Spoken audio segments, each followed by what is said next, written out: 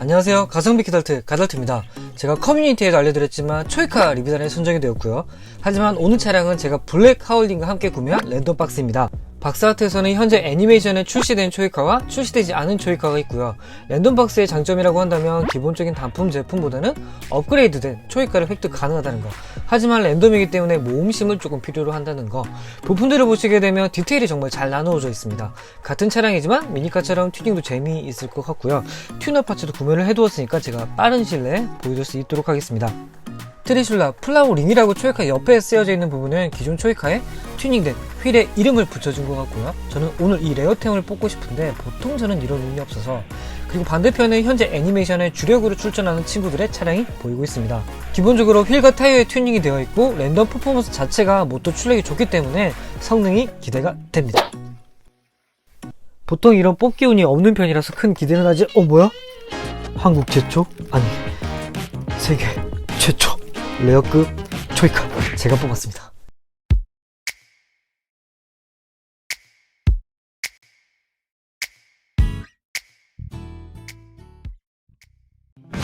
레어급 초이카를 뽑아서 정말 기분이 좋지만 리뷰를 잘 못할까봐 그게 좀 걱정이긴 합니다. 그래서 일단 설명서부터 확인을 해볼게요.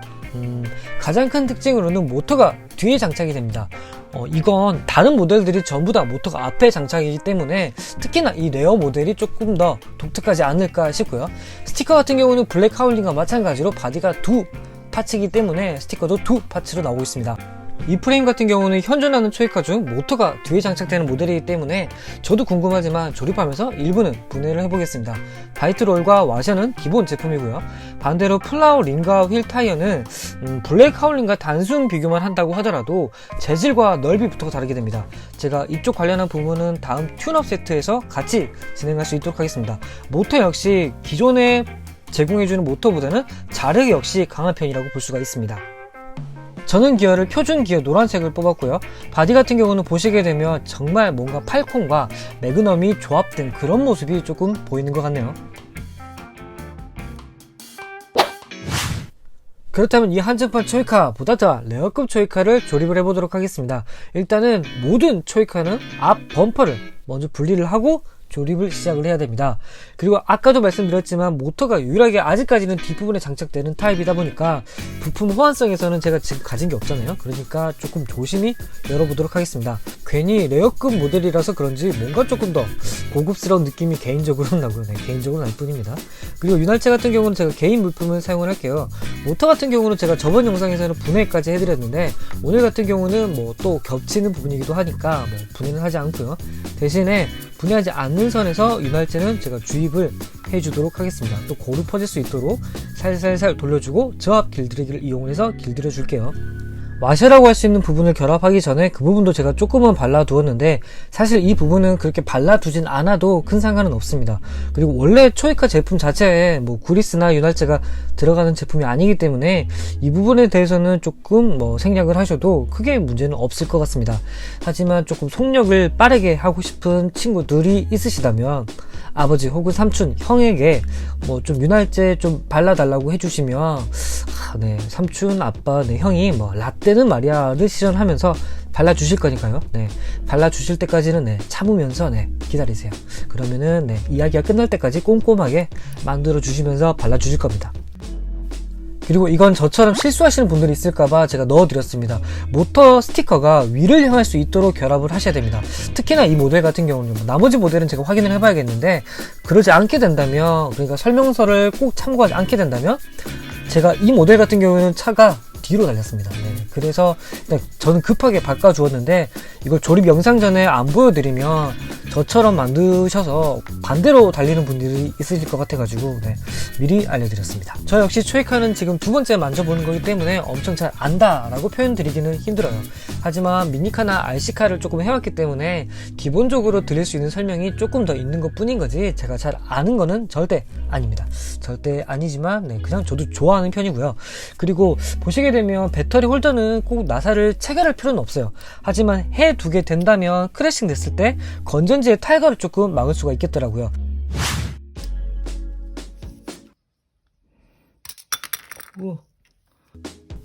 조심히 분해를 해서 스위치의 위치를 확인을 하고 분해하고 결합을 하려고 했는데 놓쳐버렸습니다.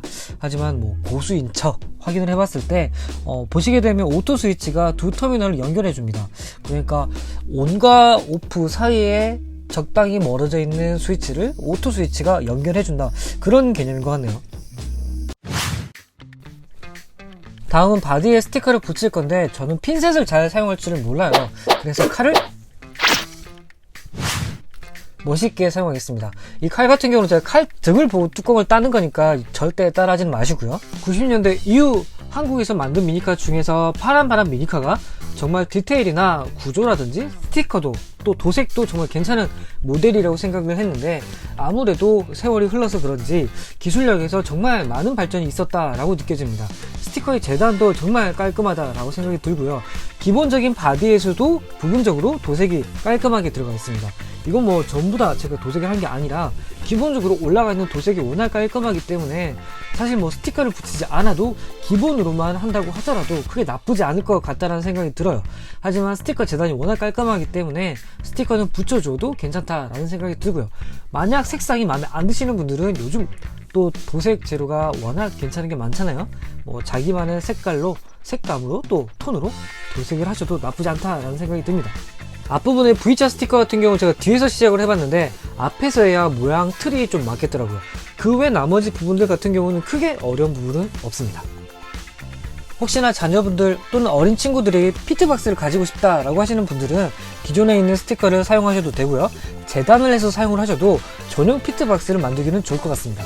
바디의 결합 같은 경우는 금색의 가운데, 검정색의 뒷부분을 연결을 하면서 이렇게 비스듬하게 밑에서 위로 장착을 하시면서 나머지 앞부분은 살살살 눌러가다 보면 금색을 검정색 밑으로 좀 넣으시면 결합이 됩니다. 그럼 완전한 결합을 위해서 앞 범퍼를 먼저 장착을 해주고요. 그 다음 바디를 앞에서 뒤로 장착을 해준 다음 마지막으로 뒷 범퍼 부분을 결합을 해주겠습니다.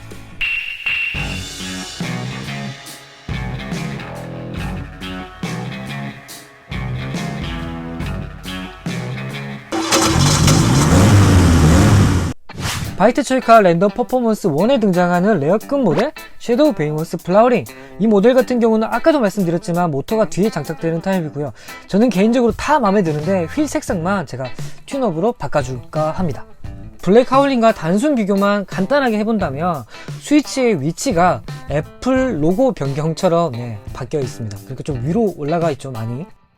그리고 보시게 되면 휠과 타이어의 넓이가 다른데 이건 모든 모델에게 적용되는 부분이 아니기 때문에 제가 다음 튠업 영상에서 조금 더 디테일하게 다뤄드릴 수 있도록 하겠습니다. 오늘은 바이트 초이카 트랙 중 라인 트랙을 먼저 보여드릴게요.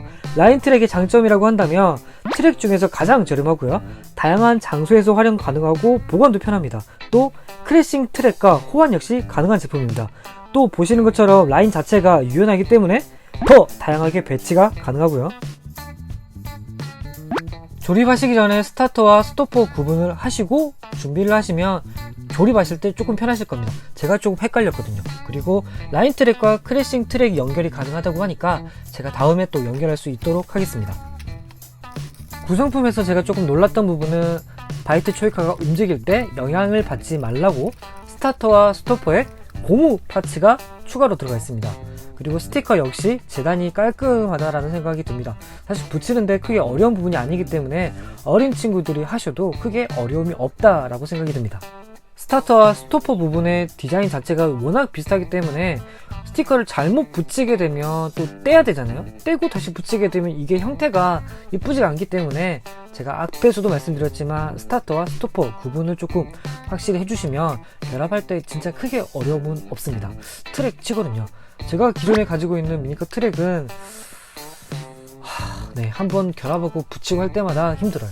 그래서 일부 미니카 경기장들이 입장료라든지 뭐 그런 사용료를 받는 겁니다. 정말 관리라든지 그게 좀 많이 들어가거든요.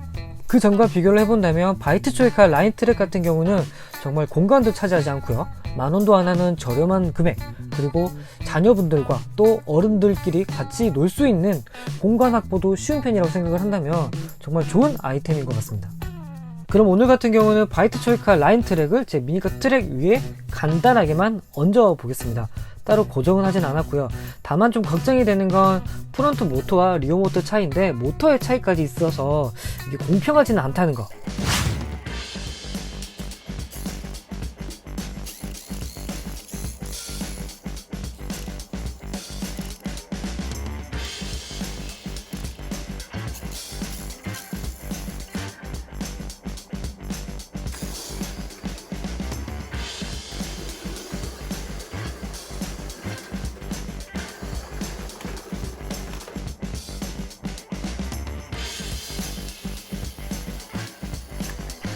이 레어 모델 같은 경우는 블랙 하울링과 비교를 한다면 롤러 없이 트랙 주행을 하면 상처가 많이 나는 타입 구조입니다. 그래서 제가 다음에 튜닝을 해서 달릴 수 있도록 하겠습니다.